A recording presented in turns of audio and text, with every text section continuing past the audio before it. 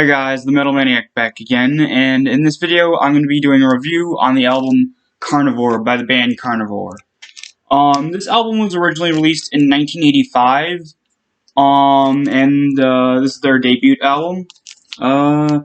This is actually a re-release, a 2016 re-release. I know there was one other re-release before this one.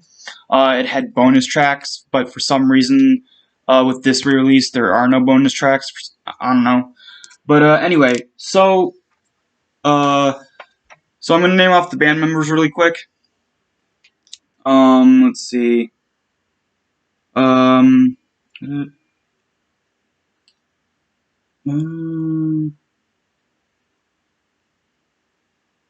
know. Hold on. Oh yeah, there it was. Peter T. Steele on vocals and bass. Louis Betrix on percussion and vocals.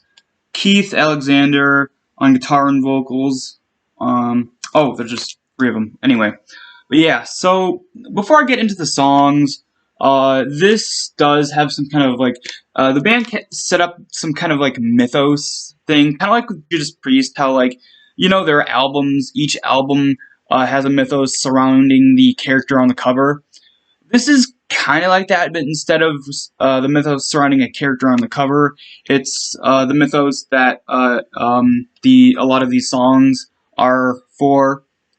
But yeah, I'll read the read up really quick.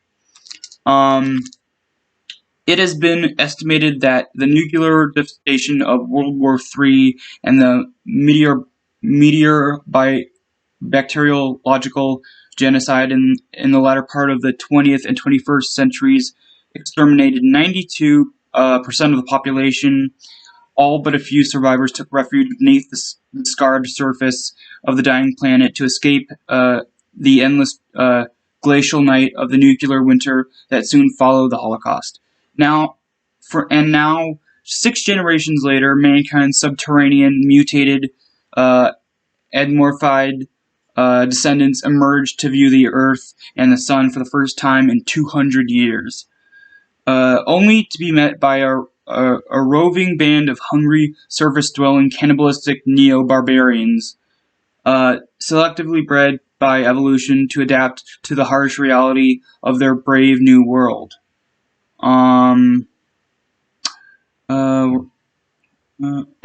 Nuclear warriors whose driving forces in life are sex and violence, whose philosophy is to kill or be killed, eat or be eaten.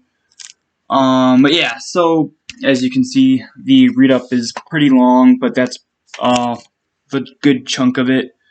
The rest is just kind of pretty much the same kind of thing as the top half, just a little bit more information. But yeah, so pretty cool that they set up a mythos for their songs to be included in. Anyway, so the album starts off with the song Predator.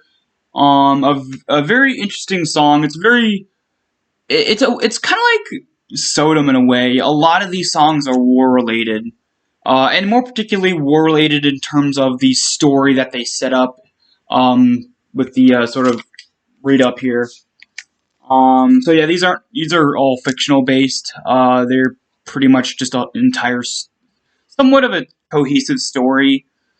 Anyway, so Predator, a very good song. Although I will say the intro noise with the helicopter noise isn't really needed. But other than that, it's a really good song. Very heavy, has a very heavy but catchy guitar riff. The drums are great. Instrument-wise, it's really great. The vocals are just kind of meh. That's kind of a running theme throughout this album. The vocals are just, okay. Anyway, but yeah, great song instrumentation-wise. Next song is the title track name and the name of the band, Carnivore.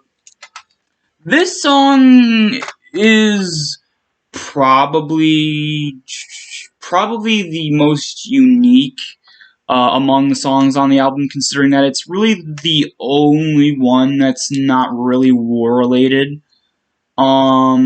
This one is pretty much the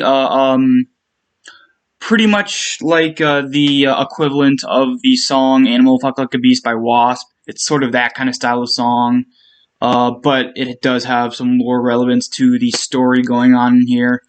But yeah, a very good song. It also has a very interesting sort of way the riff goes into the solo.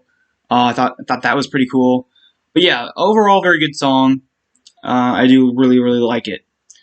Next up is back to another war-related song, "Male Supremacy." This one is pretty much a sort of a more straightforward war song. Pretty much just tells about the harshness of what's going on in the story between whatever war is going on and how it's affecting this one guy, both physically and mentally. And it has this really cool sort of slowed down middle section with this really beautiful guitar solo in it as well. Probably my favorite song on the album. But yeah, just another great song. Next song is called Armageddon. This one also is a great song, another war-related song. That's pretty much what this album is, just like some kind of futuristic, fictional sort of war in some kind of post-apocalyptic future. But yeah, another great song. Next up is really the last good song on the album, Legions of Doom, or sorry, Legion of Doom. Another great song, probably the most sinister song on the entire album. Yeah, just a really great sort of atmospheric, bombastic kind of song.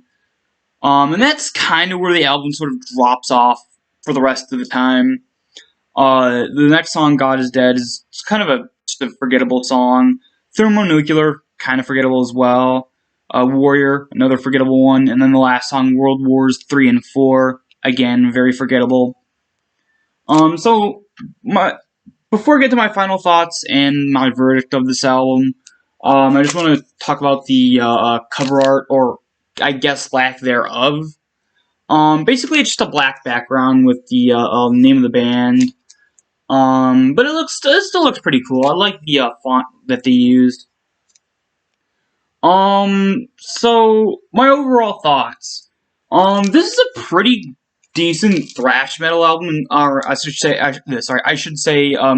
crossover thrash. This is probably, I don't know when crossover thrash first started, but this definitely is one of the first albums of that genre, considering it is really old. It's old for crossover thrash, at least. This was in '85. But yeah, it does have a lot of elements of crossover thrash. It has some elements of traditional thrash metal. The only thing I don't like, besides the last, 5 songs, the vocals, I don't hate them, I don't not like them, I just think they're kind of odd. I don't know what it is, it just doesn't really fit the album.